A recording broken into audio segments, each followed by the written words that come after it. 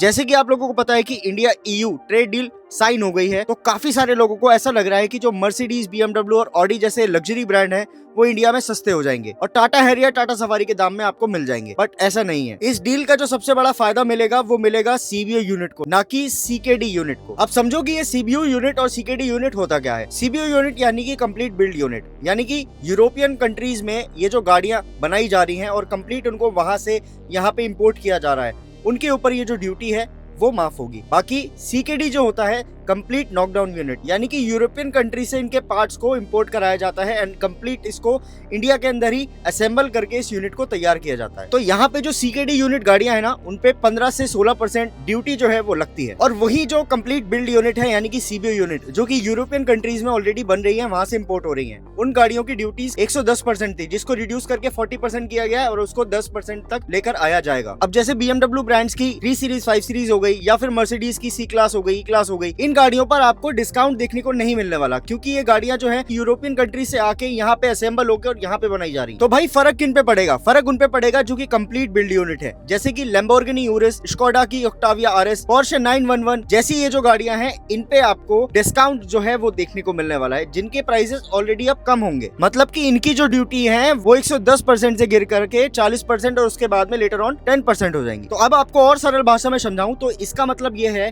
कि जो complete build units वाली गाड़ियां हैं, जैसे कि परफॉर्मेंस बेस्ड जो गाड़ियां होती हैं, उन पे ज्यादा इंपैक्ट आएगा। जैसे कि BMW की M सीरीज हो गई, M2, M5 या फिर ऑडी की RS सीरीज जो है, उन पे ज्यादा फर्क पाएगा, उन पे जो है ये ड्यूटी कम होगी। तो होप करता हूं आपको ये डील समझ में आई होगी, और आपका इस डील को लेकर क्या कहना है मुझे कमेंट्स में जरूर बताना।